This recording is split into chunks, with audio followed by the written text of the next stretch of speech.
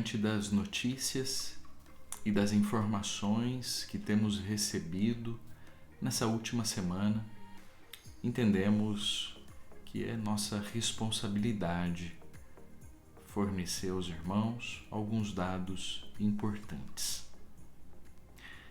Estamos envolvidos em meio a uma pandemia e algo que, desde o início, foi nos alertados pelos especialistas, era a mudança constante no cenário da doença.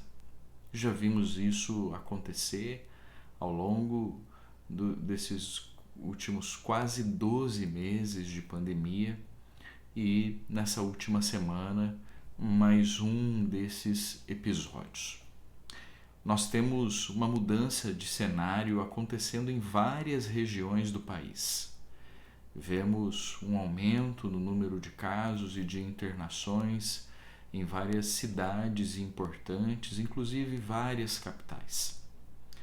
No caso de Rio Preto, nessa última semana foi registrado um aumento na média móvel de novos casos.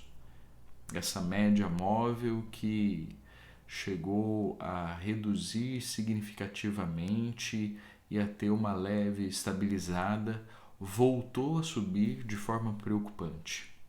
Também o aumento no índice de transmissão, que é um número que indica a potencialidade de novos casos. Estamos num cenário em que há a previsão do aumento no número de casos nas próximas semanas. Também um aumento de mais de 30% no número de internações por Covid-19 na última semana. Com isso, os hospitais já estão suspendendo cirurgias eletivas. Alguns deles, hospitais importantes na nossa cidade, já estão com mais de 90% da ocupação de leitos de UTIs sendo utilizadas. Vale lembrar que cada paciente permanece na UTI em média de 3 a 4 semanas. Soma-se a isso as equipes de saúde sobrecarregadas. Então, o cenário que se descortina diante de nós e que emergiu nos últimos dias é extremamente preocupante. O que os especialistas apontam como possíveis causas são a mudança no cenário em cidades da nossa região. Rio Preto tem recebido pacientes de outras cidades, inclusive de outras regionais de saúde. Ainda o grande número de aglomerações, especialmente em ambientes fechados. Temos sido alertados o tempo todo de que locais fechados e sem ventilação são os piores lugares para se estar. Então, isso ainda tem acontecido e um dado novo é o aumento no número de jovens com um quadro grave de Covid. Isso não era comum no início da pandemia, mas esse número tem aumentado significativamente. A população jovem é a população ativa e que mais circula e acaba ficando mais exposta às infecções, e isso tem sido percebido pelos números registrados. Bem, a questão é como você pode ajudar. São questões básicas e também já de conhecimento de todos, mas sempre é bom relembrarmos. A correta higienização das mãos, água e sabão já é suficiente e é o mais indicado, desde que seja feito da forma correta. Se não for possível lavar com água e sabão, o uso de álcool em gel. O uso adequado de máscaras. A máscara deve proteger nariz, boca, e ela deve ser bem fechadinha aqui nas laterais para impedir que você esteja exposto a um vírus. Então, se você estiver num ambiente com outras pessoas, a máscara é um importante aliado. Uma terceira orientação dos especialistas é o distanciamento social. Enquanto a vacina ainda não é distribuída em larga escala, o distanciamento é o melhor remédio que nós temos até esse momento. Então, evitar aglomerações, especialmente em ambientes fechados. Se você precisa estar perto de pessoas, de preferência que isso seja feito ao ar livre e com um distanciamento mínimo. Eu quero incluir nessa lista um quarto ingrediente: os valores do discipulado.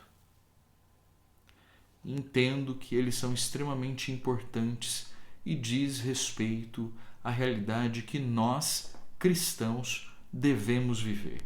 Quais são as características de um discípulo de Jesus? Um discípulo de Jesus, ele serve aos outros. Essa é uma marca distintiva do discipulado. Jesus, quando está orientando e ensinando seus discípulos, ele diz: se vocês se amarem uns aos outros, todos saberão que vocês são meus discípulos. Em outro momento, ele diz: olha, entre vocês, o primeiro é aquele que serve. O serviço é uma marca distintiva do discípulo. Uma segunda característica é que os discípulos consideram os outros superiores a si mesmos. Vivemos numa sociedade marcada por valores como o individualismo e a busca desenfreada pelo próprio prazer. Os discípulos de Jesus, eles olham para os outros como superiores a eles mesmos e vivem num sentido muito aguçado, com o foco na missão. A missão é algo importante na vida do discípulo de Jesus. O teólogo N.T. Wright, no seu livro Deus e Pandemia, nos lembra que a igreja primitiva, diante de grandes tragédias, fazia 3 perguntas: quem são os que mais sofrem? Como nós podemos ajudar? E quem nós enviaremos? Diante desse cenário, o conselho da igreja, os presbíteros, os pastores da nossa comunidade, reunidos, ouvindo a Deus e ouvindo também profissionais e especialistas na área da saúde, decidiu suspender os cultos presenciais. Nós havíamos acabado de retomar os cultos presenciais, mas diante desse cenário é preciso que isso seja feito. Inclusive, o culto do próximo domingo, dia 28, também já está suspenso. As pessoas que estavam inscritas já foram devidamente comunicadas e informadas sobre isso. Qual é então nossa orientação pastoral para você, membro da nossa igreja ou você que tem caminhado com a nossa igreja? A nossa orientação se baseia na carta de Paulo aos Romanos, capítulo 12, verso 12, quando o apóstolo Paulo diz: alegrem-se na esperança, sejam pacientes na tribulação e perseverem na oração. Como é que você pode alegrar-se na esperança? No cultivo da devoção pessoal, no cuidado com a espiritualidade pessoal. As devocionais matutinas que enviamos todos os dias, o incentivo que você pratique aquilo que nós chamamos de liturgia das horas. Como é que funciona a liturgia das horas? Ao longo do dia, você faz algumas paradas. Nossa sugestão: que você faça uma parada às 6 da manhã, outra ao meio-dia e outra às 18 horas. Nessas breves paradas, você dedica tempo à oração e à meditação nas Escrituras. Pode ser por poucos minutos. O importante é essa prática constante. Uma outra forma de você alegrar-se na esperança é vivendo a vida em comunidade. Temos feito a transmissão dos cultos online, você pode acompanhar. A partir das nossas redes sociais, você tem acesso a todas essas informações e também o contato constante com irmãos e irmãs, através de uma ligação, enviando uma mensagem. Você pode orar com essas pessoas, você pode ler a Bíblia com essas pessoas, você pode compartilhar aquilo que você tem ouvido de Jesus com esses irmãos e irmãs. Não fique sozinho. Como é que você pode ser paciente na tribulação? E o melhor caminho para isso são as oportunidades de serviço. Servindo, você vai se dedicar a algo que é extremamente importante.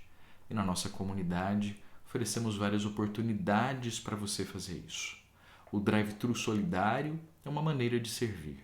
Você pode servir através das doações, alimentos não perecíveis, produtos de higiene e limpeza, também através da doação de móveis. Temos recebido móveis, objetos para poder apoiar e auxiliar famílias carentes e em situação de vulnerabilidade. Você pode servir através da nossa campanha de doação de sangue. Há uma necessidade muito grande no hemocentro da nossa cidade e fomos desafiados pela diaconia da nossa comunidade a nos movermos nesse singelo e importante ato de amor que é doação de sangue. Será no dia 20 de março. Então quero desafiar você a participar desse movimento de amor. Também através da Rede Refúgio, nas várias frentes de trabalho da Rede Refúgio, você pode abençoar pessoas e famílias de refugiados e imigrantes. Tem muita coisa acontecendo através da Rede Refúgio. Ou através de uma das nossas equipes de voluntários. Na equipe de música, se você é músico, pode se juntar a nós e servir a nossa comunidade. Através da equipe de comunicação, que tem feito, além de todo o processo de divulgação, de comunicação na nossa comunidade, tem nos servido através da transmissão dos cultos. A equipe do ensino infantil, que tem produzido conteúdo para abençoar crianças e famílias.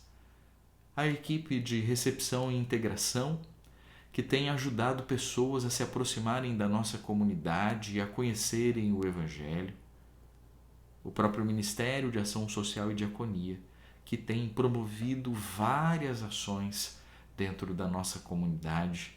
E o Ministério de Missões, que tem a importante tarefa de manter a chama missionária acesa em nossos corações, através do cuidado e sustento dos nossos missionários e também através do levantamento de novas frentes de trabalho e o despertamento de vocações. Olha quanta coisa você pode servir e participar.